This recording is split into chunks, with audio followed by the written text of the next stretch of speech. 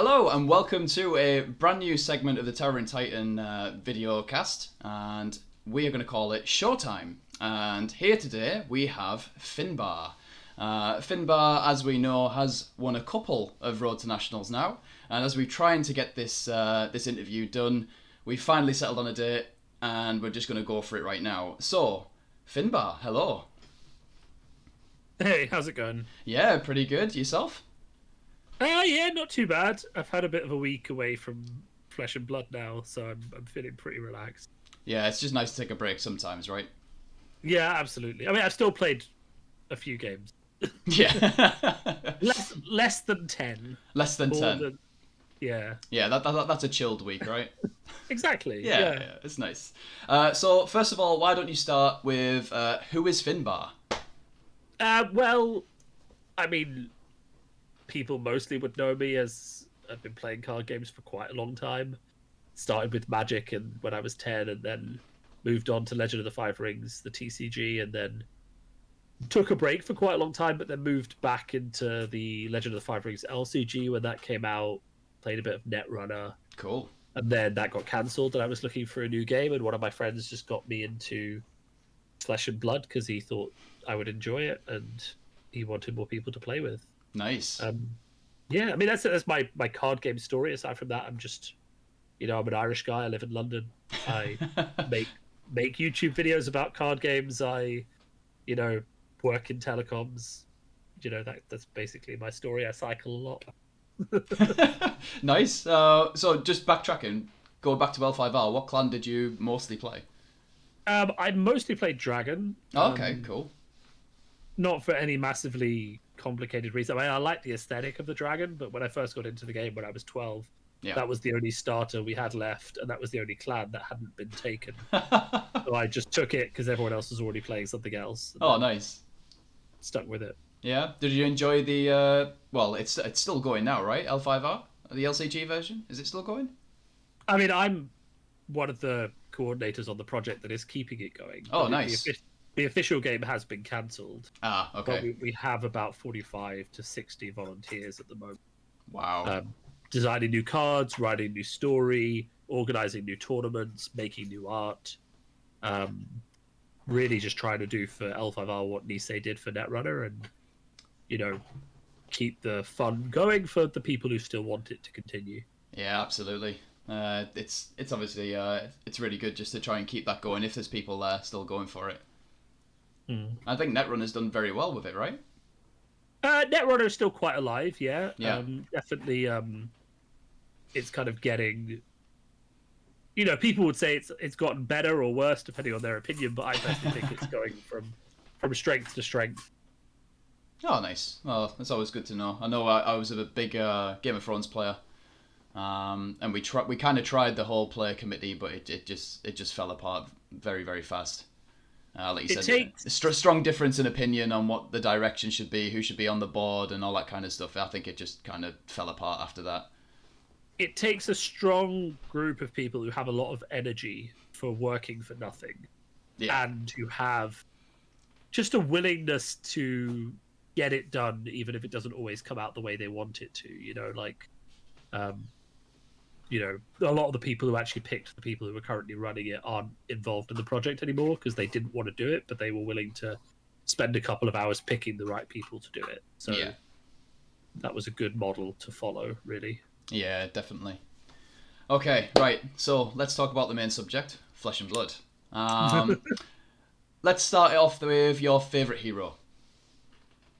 Oh, that's difficult. Yeah. I imagine a lot of people would expect me to say Katsu, but it is in fact Kano. Kano was the first hero that I started playing when I started playing Flesh and Blood. I played him for all of the first split season, and I would play him in CC if I thought he had a good chance of winning, which I don't think he does. So no, I don't know if you can remember, but when I started playing Fab, when I signed up to the UK Discord League for CC, I think one of my first ever games on tabletop was against you playing Kano. Oh yes, it was. Yeah, it was. Yeah, and that was a harsh introduction to Wizard.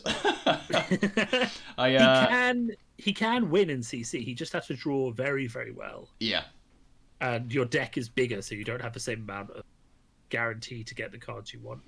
Yeah, It's tricky. absolutely. It's tricky. Yeah, definitely. It can be tricky. I mean, looking at some of the Road to Nationals data, is Kano made it? I think is made a top 8, but not won, right? Kano made a top 8, and as I understand it from like reading that tournament report, he basically faced a lot of the matchups that Kano can actually win. Oh, okay. Like, Kano is incredibly favored against certain heroes, like Bolton, to the point where it actually becomes like silly. Especially if they don't run Null Rune, which they mostly don't. Yeah. You can run Bolton into Kano and he'll kill you on turn 3 before you've even had a chance to charge your soul. Like you'll just be dead. Yeah, yeah. Yeah. Nice. So it just really kind of depends on the meta then. I think it entirely depends on the meta and what pairings you get paired up against. Like, if you run into a Bravo or like anyone with decent Null Rune, Yeah. and Bravo often still runs 2 just to deal with Viserai and Chain, then you can just get destroyed. If you run up against someone who's like super aggro like Katsu can just kill you before you kill him. Yeah. Because he has all those on hit effects that you don't want to block. Don't want to block, yeah. But if you don't block them, Katsu draws 3 cards a turn and you just lose. Yeah. So. Absolutely. So what kind of grabbed you going back, obviously, into Flesh and Blood? What was the main kind of appeal?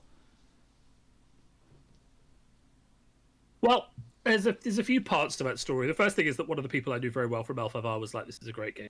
Come play it with me." And I was like, "Well, I like you, and if I can go to events and play cards with you, then that's fun." The other two things, the first thing that immediately grabbed me was that it is just a very, very well made game. Yeah. I played, I think, 2 games with it on TTS before I bought 4 boxes. Wow, nice. Because I was just like, this is a really good game. I want to play more. And I said to my brother, I'll buy some. We'll play it on the tabletop. Yeah. And we did, and we played it on at the kitchen. We played like 5 or 6 games, and I was hooked. And he wasn't, because he didn't want to get involved in another TCG, but I was properly hooked. Yeah. And then after that, the main deciding factor was just the amount of OP support it was getting. Yeah. Even during lockdown. I had just finished doing this massive video series on what FFG needed to do to save L5R from COVID, and like what they needed basically to do to save most of their games during lockdown. Yeah. And they weren't doing any of it. And I was getting very, very frustrated because I was running an online league for L5R at the time. Okay. To try and keep it going, and there was nothing official happening. And I kept messaging them being like, can I get prize support? Etc. Etc. And they were just like, we can't support an online tournament that uses unofficial software. Oh. So when I came in to Flesh and Blood and we had online armories where they were sending out the prizes themselves, stores could run online events, webcam, TTS not only supported but endorsed by LSS, just because they said, you can see interviews with James White where he was just like, obviously it's not ideal, but it's weird times and we're really happy that people are playing the game, so play on TTS, like, if that's what you need to do. Because he knows and he realized the thing that FFG never did, which is that people playing online leads to sales of your game, because they'll want to play it in person. And that was it really. Once I was bored, it was lockdown, I started playing 3-4 tournaments a week online. I finished my Kano deck and I just started playing 3-4 tournaments a week and just having fun, to be honest. Completely lost inside the game then.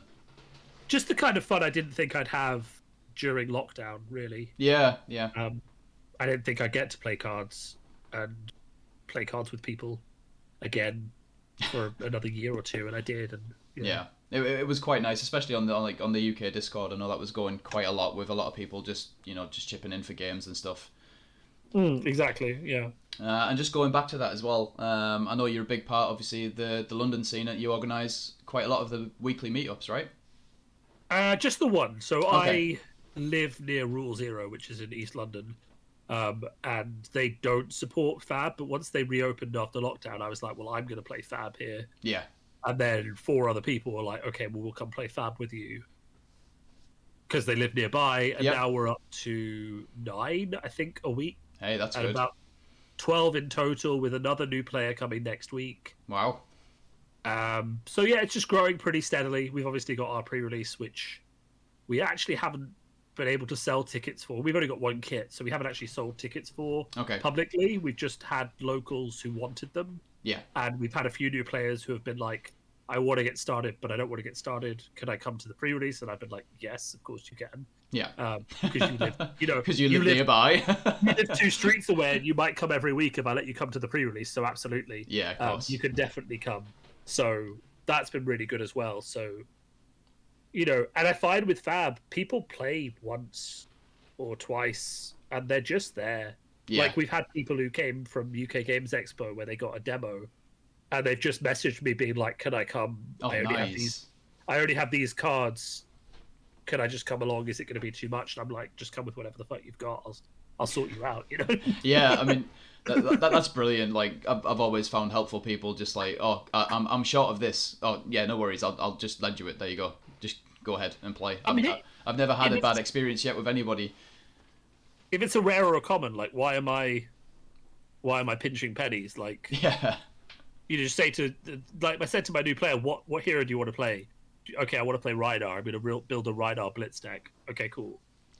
If you don't have any rares, just message me. I've got tons of bulk. I will sort you out. Yeah. And it's good to be able to do that with a TCG, because obviously in LFR you couldn't do that. The answer to new players was, well, you've got to buy these core sets and you've got to buy these packs, and I can't lend you a deck because I need those 3 cards. And yeah, like I said, previous Game of Thrones player, I know the heartache of that. I mean. Yeah, I know the heartache of someone turning up and going, "This game is really awesome," and then you go, "Oh yeah, cool. What faction do you want to play?" "Oh, I want to play Lannister." Ah, okay. Here's the problem. You've got an entire cycle that's got some really good cards that we can't really get hold of right now. So yeah, exactly. And because Lannister's pretty good, I'm playing Lannister, so I can't really give you them. So yeah, sorry. I mean, we do have a bit of that problem in Flesh and Blood because obviously no one can get Crucible Unlimited right now. Yeah. And stuff like that, but it is still possible. Yes. Like, it's all about entry levels. It is possible for me to take a new player, give them a load of commons and rares, tell them to buy a box, and then they just get started. And if they open a legendary, they can trade it for whatever they want. Absolutely. Done. Pretty much just done. It is. It's so much more accessible for newer people. Yeah. Building one deck is actually very easy, even with getting one legendary, like a mask or something like that. Yeah. Most people can get one if they open a box or 2 and trade for the one they want. And yeah. Building the second hero or the third hero obviously costs a lot more money, and like perfecting the deck. But actually just getting in the door is not hard. Yeah. In Flesh and Blood. Yeah. And any tips on actually starting? Like I said, obviously we used starting playing at around Rule 0. Any tips for anybody who's wanting to get a meta going?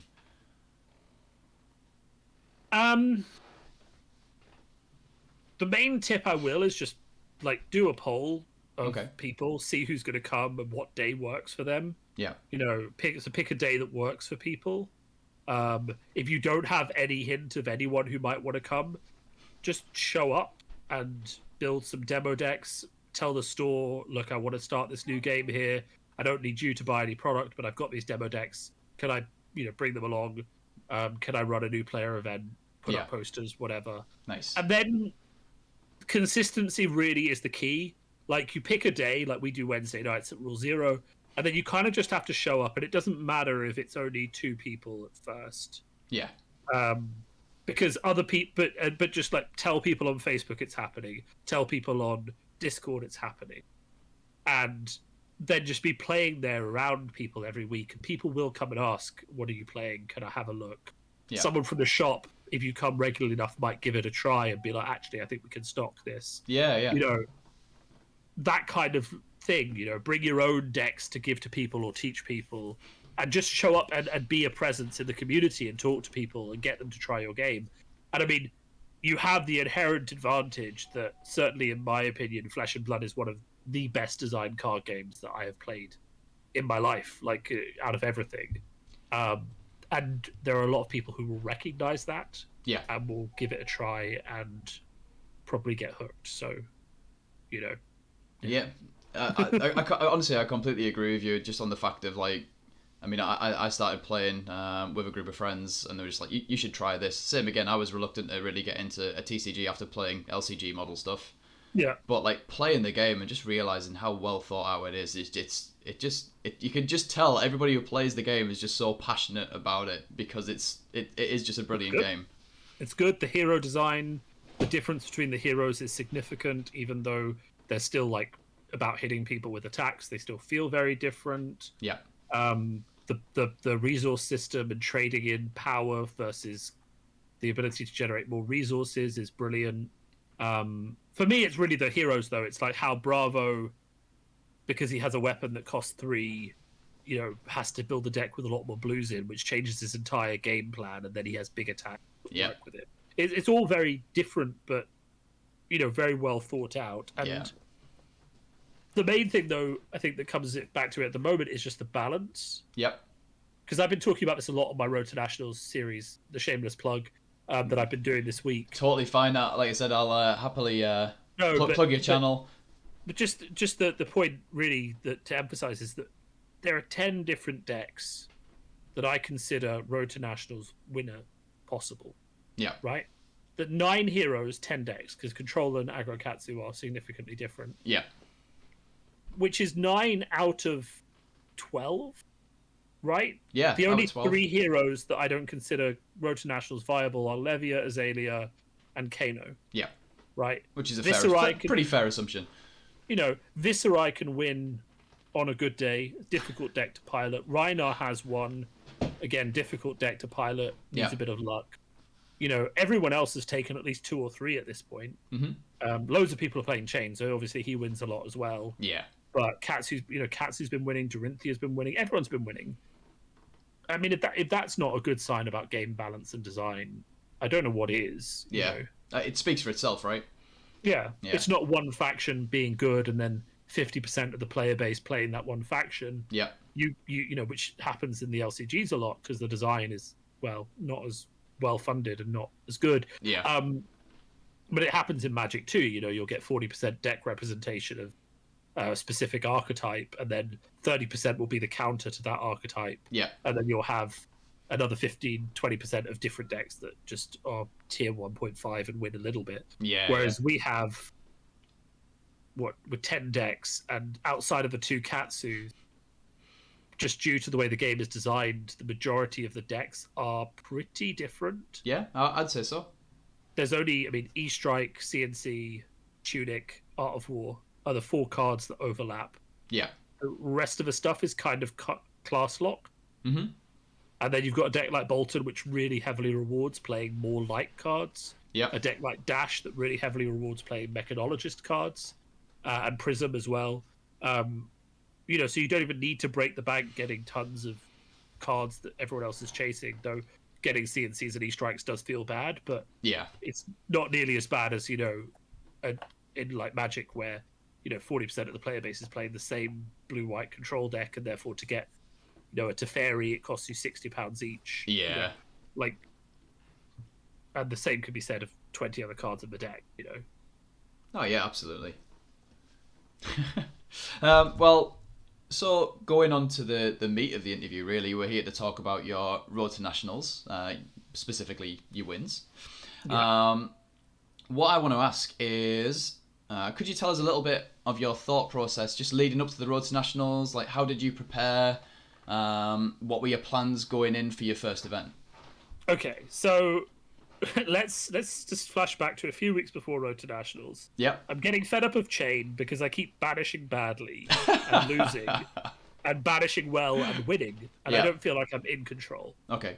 So I'm starting to look around for another aggro deck that will give me control, and because I almost played Ira to take a break from Kano and Blitz, I have all of the Mask of Momentums, Fine Centers, all the ninja stuff, basically. Yeah. So I think, okay, Katsu is aggro. I'm going to play aggro Katsu, get a deck list that I've seen somewhere and start to play with it. And then we go to the Boards and Swords, buy a box tournament. Yes. And I absolutely tank. Well, I don't absolutely tank, but I go like 2-4 or 2-3. Oh, no. And I'm just like, I can't play this deck. Yeah. And at that point, because Darksphere was still looking for a judge, I messaged Jason, who was looking out for them, to try and find a judge for them, and said, look, I'm just going to tank this Road to Nationals season, right? I'm going to have to get it on XP. I'm already going to 4 events. But just tell Darksphere I'll judge for them because I don't see myself winning anything. Okay. And I was feeling really bad about the whole thing. I was just like, I'm not going to win. I may as well judge. I'll become a judge. It'll be fine. I'm not good at this game. Because my experience in card games is like mid to like average to slightly above average. I'm not usually the guy who wins stuff. So I was like, okay, cool. This isn't going to go well. Nice confidence package there. Exactly, but I was still going to the tournaments. I'd already of course. booked the tickets and I'd already booked the train, and I was like, okay, and I was enjoying playing Katsu, so I just kept playing, kept getting my reps in, kept just playing games with my friends online, watching like Simon, who obviously has done well at his own road to nationals, play, and watching just other people play as well, and yeah, that's it really. And then I went to Geek Retreat, lost the first round, and was like, okay, cool, this is probably me done there. Yeah. I lost to a good player. Like I lost to Chunks, who is Dan Green, who obviously has made his own. Well, no, unfortunately, he has made the top 8 at 2 Road to Nationals. Yeah. And has met me in the top 8 at 2 Road to Nationals. And no. I have knocked him out of the top 8 twice, which I feel incredibly guilty about. Oh no. Because he has been King of Swiss both times. Oh no, he wasn't King of Swiss at Geek Retreat. I definitely seen he was King of Swiss at the other one though. I think we were 4 and 5, 3 and 4, no, 4 and 5 at Geek Retreat. Right. And I went in at 8th at Darksphere and knocked him out again, which no. felt very bad about. Oh gosh. Rhino versus Katsu is not necessarily the best matchup for him. Mm-hmm. But then I just didn't lose another game. I just kept playing Geek Retreat, taking each game as it came. I didn't lose another game until I got to the finals, and then in the finals it was a very close game, and you know, I'm of the opinion that if I had remembered to trigger 1 attack reaction on my braces, I would have put him to 1 and he would have died to blood debt, but I didn't see it. Oh no. So he left the game on 1 life, and I was like, well, if I had triggered this, he would have been on 1 going into his turn and he would have died. Yeah. But I didn't see it, and you know, he played very well as well because I was also on like 3 life, so he could just ping me with arcane damage, but it was very close. Yeah. And then, you know, that was it. I'd made it to a final. I'd got my invite. I was like, I can relax. Yep. And then the next day, I was scheduled to go to Manascrew because, again, I'd booked 4 Road to Nationals because I was like, I need to get that XP. Get that XP in. Because I'm not going to qualify. I need to get all the XP I can. And I missed the train. This is the story of the day. There were delays on the underground due to planned engineering works that no one told me about. I'd left half an hour to get my train extra on top of what I needed, and the tube was just sitting there for 15 minutes not moving. I missed the train. Oh god. So then I got off the train I was on because I'd realized I'd missed it, turned around, started to go home, got on the other train to go back, and I was telling all the guys that I wasn't going to make it. Yep. But it was okay because I qualified, and the train was being delayed again in the station, and the guys were just like, you know, Dan Tripp especially was just like, why don't you come anyway? Yeah. You can get an aura. You're just going to sit around the house all day and do nothing anyway. Just come and have some fun. So I turned around, got on the train, you know, and if that train that I'd gotten on had left sooner, I probably wouldn't have seen the messages and I would have just gone home. Yeah. But it didn't. I got the next train. I missed my first round by, the judge tells me, like about 10 seconds. He'd just given the win to my opponent about 10 seconds earlier. Oh man, that's unfortunate. So I'd lost the first round, just like I'd done the day before. And I was like, great. Just what you needed. Then I didn't drop a game the entire day. Yeah. You know, and I beat Dan twice. So it's what he gets for reminding me to come to the tournament. I took him off his 5-0 win in the Swiss, and I beat him then out of the top 4. Oh, nice. I didn't realise that had happened obviously on the day, but I was watching the stream and it was a really good match.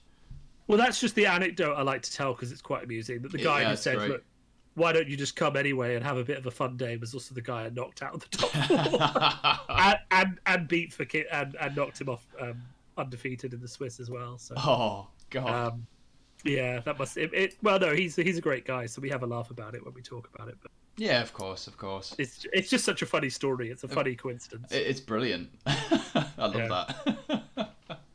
Yeah, and then I went to 2 more Road to Nationals. Yeah. Boards and Swords, I lost a game to a surprise aggro Bravo. Ooh. Um, Nice. who was running like zealous beltings and just coming at me very hard for crushings. Okay. And he, to be fair, so he got the spinal crush, crippling crush, 1, 2, 3 turns Wow. after another. Yeah, which obviously that's is, hard to deal with, right? It's kind of brutal, but it was Yeah. still a close game. So he ended on 6, and I was on. I was dead, obviously. Yeah. And then I expected to get an easy pairing, but I got paired against John Ho, who you'll know is a very, very good Prism player. Oh, unfortunately, yeah, I've got a little word about my matchup against John, but yeah.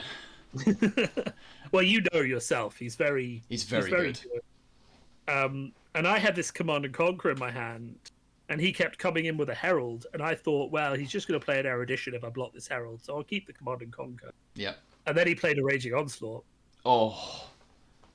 And he did that 2 turns in a row. Yeah. And I was just like, I've just taken so much damage for no reason. Yeah, just and baiting you to hold that 6, just in case the Erudition comes. Yeah, he knows exactly what he's doing. He knows exactly what he's doing. Yeah. And eventually I did pop an Erudition with the 6, so it did feel good, but it was still, I basically lost tempo for those 2 turns, keeping that Command and Conquer in my hand. Yeah. And if I hadn't done, he did finish the game on 1, and I was on 1. So if I hadn't done that, I potentially could have taken that game, but it was a massive misplay on my part, just holding on to it. I should have just broken the first Herald I could with it and just see what happens, you know? Yeah. And yeah, that was it really. Then I'd lost twice, and I was like, okay, cool. You know, not a good day. Yeah. Written it off. Yeah, exactly. Because when you lose in round 2 and round 3, your strength of schedule is really bad. Yeah. So I still just played my next 2 games. I still won them, and I finished 14th or something. But it wasn't like it. From that point, it was very clear that I wasn't gonna get into the top spot. Mm-hmm. And then at Darksphere, something similar happened. To be honest, I was pretty tired, and I don't always like playing in Darksphere because it's a basement, and if you're tired, it kind of just makes it worse. Okay. And I was undefeated until round 3, when I came up against a warrior player, and he was new, and I probably didn't take. I mean, I took the game reasonably seriously, but I wasn't paying. I was just out of it for some reason. Yeah. I'd lost my focus for a minute. Yeah. And I made some very bad mistakes, like leaving a plunder on an arsenal when I came in with a surging strike combo, which would have drawn me a card and done like loads more damage. Yeah, more damage over the top. Yeah, and then the next turn I pitched a Rising Knee Thrust to Katsu after hitting with a leg tap to go and get a Hurricane technique rather than one of the other 0 costs in my hand. Oh, gosh. And then I'm sitting there looking at this Hurricane technique being like, I literally don't have the combo piece to make you work. Yep. So why are you even here? Oh, no. So I lost that game, but I ultimately did not deserve to win. Mm-hmm. Won the next one, and then I was against Dan Tripp again, who is rapidly becoming my nemesis. But he won this time. Okay. And a close game. And then I'm on 3-2 in 5 rounds. And my strength of schedule isn't the worst because I've lost in the last round, which is what you need to do to have good strength of schedule. Yeah, it's what you want, isn't it? You want your losses as late as possible. Yeah, but the loss in the round 3, I thought would have knocked me off contention. Yeah. Because other people would have lost in round 4. Yeah. So I thought I was out of it. I was getting ready for the journey home. I had a snack. My friend gave me a protein bar. I was like, okay, cool. Just going to go home, chill out. And then they called out the top 8, and I came 8th, cruising in on the 3-2 score. Wow. Yeah, and then I played against Rhinar, which is a game I've played a couple times now, against Chunks specifically. And it was a close game, but I won out. Then I played against a chain player who incorrectly thought I was playing control, so put a load of extra cards in his deck, which was important for the matchup. Yeah. We almost had a bit of drama in that game because he played a Riftbind from hand and said that it dealt 13 damage. When it's And not, I it was, needs to be played from the banished, right? and I was quite tired at this point, and I didn't spot it, and the judge didn't spot it. But one of the people watching the game said, "Actually, wait a second," Yeah. and then told the judge what he had seen, and we checked, and it was like, "No, actually, that came from your hand," and then it only came in for 6, Yeah. which was a lot better. But I was winning that game Okay. because I put the pressure on, and he couldn't do enough. So Yeah. I think I won on 20 life or something. He's a good player, but he had a rough game. Yeah. And then I went into the final against that Aggro Bravo again from Oh yeah, from Boards and Swords. but I knew his plan that time, so I sideboarded much more aggressively Yeah. and just drew my turns, took the right blocks. I didn't get Spinal Crush, Crippling Crush, which is good. It helps. And it was a close game, but I managed to win it out. And that's kind of my RTN journey so far. Yeah, and just for people watching on YouTube, obviously the photo I've chosen for Finbarr is the double playmat, the double tunic holding one there. That you said Darksphere made you take that? Well, so I was playing with my tunic playmat because it was kind of just like enjoying the fact that I'd won it. Yeah, of course. And then when I won the second one, Darksphere were like, "Well, why don't you Do the double. pose with them both?" And I was kind of like, "It will be a good photo." So I was like, "All right, okay." I have to admit, it is an awesome photo. Very jealous. You've just got to enjoy. You've got to enjoy these wins when you get them, right? Yeah, of course. Don't assume you're God's gift to gaming, because realistically, I told you that I almost lost and missed the top 8 in the Dark Sphere, and I tanked the day before. You know, so I don't think of myself on some massive pedestal. No, of course not. But you've got to enjoy the wave whilst you're riding high. Yeah, exactly. And it is, there are, I think, 3 other people in the world who have won 2 Road to Nationals. Yep. Maybe 4. So I'm feeling good about that. It is good to be in the same category as like Matt Rogers.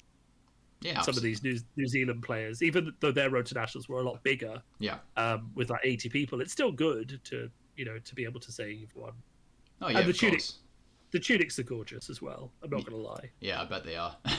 I think what made me laugh was I opened my phone one day and it was just like you were commenting on the fact that you could use your tunics as counters. That was not my suggestion. Oh, okay. That was the suggestion from James Berham, who's the judge. He was like, there's no reason you can't use your tunics if you get a third one, you can use tunics as tunic counters. Oh, that's brilliant. Because you're not obscuring the rules text on the card. Yeah. So it's technically a legal token. Yeah. Better or worse. That's absolutely brilliant. Honestly, I seen that and I just couldn't stop laughing. I was just like, wow, ultimate brag. Yeah, they don't have to be extended arts, which they're not at the moment. I have 3 tunics, but one of them is boring and regular. Yeah, just a regular one. But that'll be sold soon. I'm sure there's someone in the UK who needs a tunic. I imagine there will be. Yeah. So just gonna plug your channel now. Actually, I've just obviously seen that you've been incredibly busy this week, putting out more deck techs for the 2. I think it's the 2 decks you did. Was it the Chain and the Katsu? Chain was a few weeks ago. Oh, okay. I just did it because I was playing a lot of Chain. I thought people would find it interesting. Yep. I could probably update it, but I haven't really been playing Chain all that much recently. Yeah. And obviously your aggro Katsu build is the one that you've done recently. And the other videos you've done is the comments on what decks you're most likely to face in the top 8 or a cut of a Road to National. Do you want to just roughly talk about those quickly now, and I'll link them in the channel. Yeah, I mean, obviously the Katsu deck tech is just because that's what everyone wants to know. Oh, you want a Road to Nationals? People were messaging me, "Can I have your deck? What's your sideboard?" All this kind of stuff, and I was like, I'm not replying to 10 people asking for my deck, and I didn't want to give it out before I'd finished playing Darksphere anyway. Yeah, it makes sense. Just because I was busy and I don't necessarily want everyone knowing exactly what I'm doing. Yeah. But I do like sharing these kind of things when you can and when it makes sense, because one of the big things in these kind of card games is you've got enough cards that the meta can genuinely change between tournaments. Yep. And the more people talk about what they're doing and what's interesting and what's working and what's powerful, the more people get that next idea for how to counter that. Mm-hmm. And the more you get that meta churn. So if I can do a video that talks about how amazing Aggro Katsu is, some people might think, oh, well, that's a bit naff because now Aggro Katsu isn't going to be as strong and people will expect it, and they'll block better, and they'll they'll tech against aggro Katsu. Yeah. But that's good. If people are coming up with good ways of playing and ingenious ways of dealing with the deck that I played, I just have to come up with a different deck to play. Yeah, yeah. If they go super control for aggro Katsu, then I'll go and play Dash or something. That's one thing I definitely see between week 1 and I think it was week 2. It was like the resurgence of Dash. And I know obviously Matt Rogers had a lot to do with that as well, releasing, like you said, it's exactly the same thing. It's the deck profile, and then all of a sudden there's a resurgence of Dash. Yeah, though I think a lot of it has to do with just like we were in different cities. A lot of the players from London didn't travel up to Manascrew, which is why you didn't have the massive Prism representation. Yeah. Because the community in London is a lot younger, so we have a lot more people who started with Monarch. Yeah. And don't therefore have all the cards to build something like Dash, but they can build Prism quite easily. Yeah. Whereas you go to Manascrew, where it's a bit more established, you have more Dash players, more Viserai players, more Bravo players. Yeah. And then also when stuff like Prism drops off, you do have more room for decks like Dash, because Prism is actually quite good into something like Dash, because you can put a lot of pressure on that doesn't give them time to set up. Yeah. If they're giving you 4-card hands as Prism, you're just kind of laughing, Oh yeah, of course, yeah. In the same way you are if it's Katsu. Katsu Dash is quite good. Mm-hmm. Unless they're playing like boost aggro Dash, and they can get you down pretty low pretty quickly. But if they're taking time to set up, you're just laughing, because it's like, okay, well, you played an induction chamber this turn. Here's 20 damage. Yeah, how are you going to deal with that? Yeah, exactly. Yeah. Oh, you played 2 defense reactions. Okay, cool. Yeah. I'll swing another 20 damage, and then I've got go again. I'll just finish the turn on a command and conquer.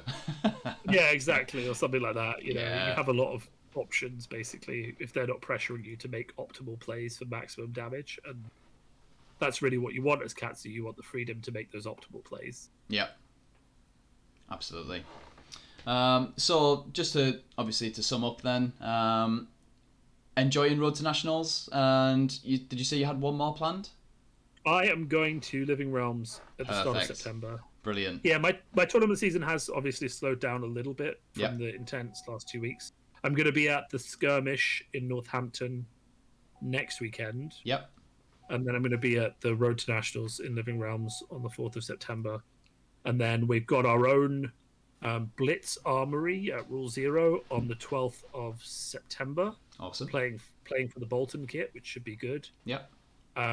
And then obviously pre-release season starts, and I've booked 4, I think, pre-releases. 4. Nice. So, yeah, I mean, I'm running one of them, so obviously I'm going to play in that. Yeah. And then, I'm going to 2 in Northampton, I think, just because I've decided to go to Northampton for the day. Yeah, just because you can, right?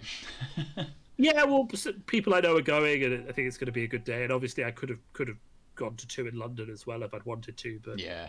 I just decided to go to Northampton. Yeah. I was lured with the promise of a top 8 draft at Kingdom Gaming, to be honest. Ooh, I do love a top cut draft. Well, he's got a 64-person kit, so he's talking about maybe doing a draft with the top 8 just to use a bit more if it's not all used up for the tournament. Yeah. And then Manascrew scheduled one for the evening. So hopefully if I have a good run, I do sealed into top 8 draft, into Manascrew, into 3 rounds of sealed, Yeah. and then home on the 9:30 train, back to London, and then down on Sunday to Gamers Guild in Surrey. Is it Surrey?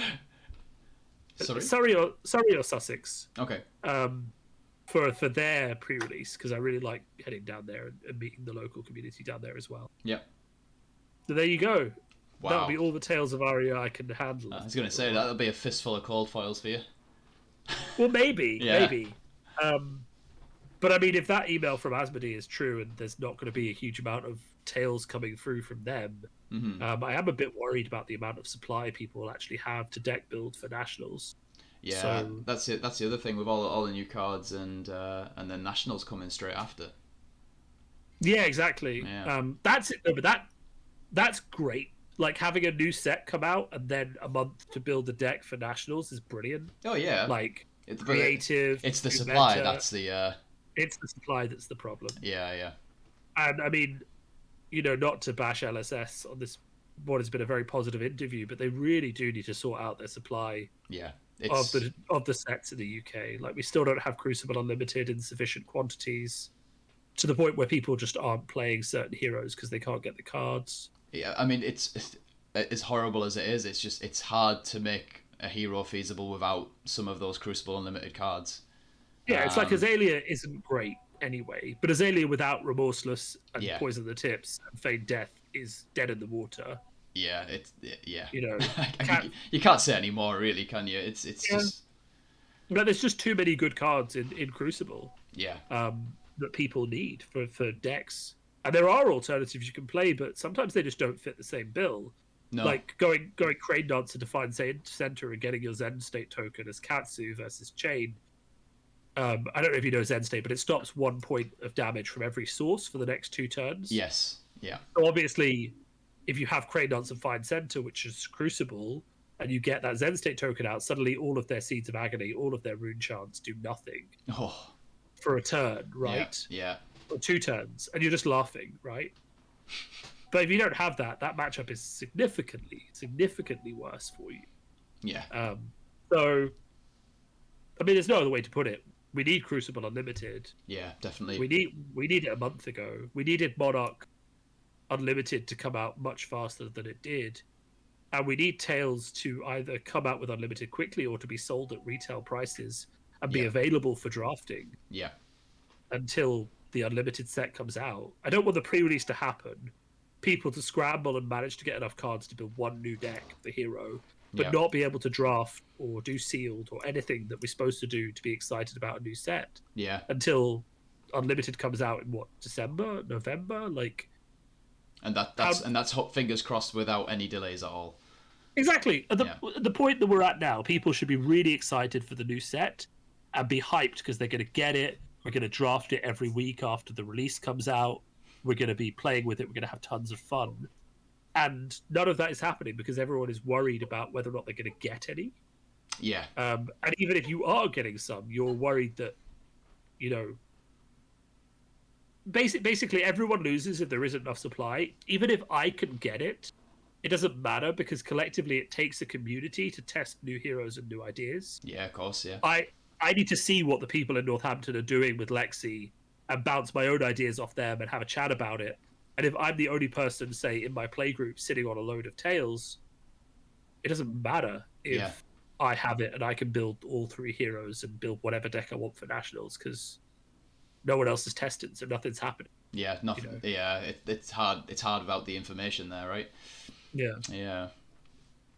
Well, it definitely sounds like you're excited for the pre-release, like everyone else should be. I need one of those tree play mats, man. Yeah, I mean the art. Like, just gonna rewind again. The thing that grabbed me was just the art for this game, and I think every set just really it has something, and you just think, wow, I need that. So for me, it's that tree, and I'm fairly convinced that tree is going to be the Fabled in Tails. Oh, there we go. Speculation from Finbarr right here. Well, if you read the lore, it's literally the most important place in Aria. Okay. It's the World Tree, based on Yggdrasil. Yeah. Or the Celtic Tree of Life. Mm-hmm. And it is literally like the place where the flow comes from in Aria. It is the most important place. Yeah. What better place for a Fabled landmark? So I've got to get one, pretty much. Yeah, pretty much. I don't know if you saw in the content creator chat earlier, but I'm literally trying to get a new logo made for my channel. One of the things that's going into the new logo is going to be some representation of the World Tree. Oh, very nice. Because I'm just like, that art is just, breathtaking. Yeah, it's just perfect. I'm just, in every way, I'm just, Absolutely. I love nature and fantasy. Like, the whole Steel Fur thing comes from me playing a druid tank in WoW for 20 years. Mm-hmm. And if they put a druid in a set in Flesh and Blood, I'm just going to throw my money at it until I have cold foiled everything. I love it. Absolutely love it. Yeah, totally. So wow, this has been almost like 45 minutes. This is incredible. It's been an absolute pleasure.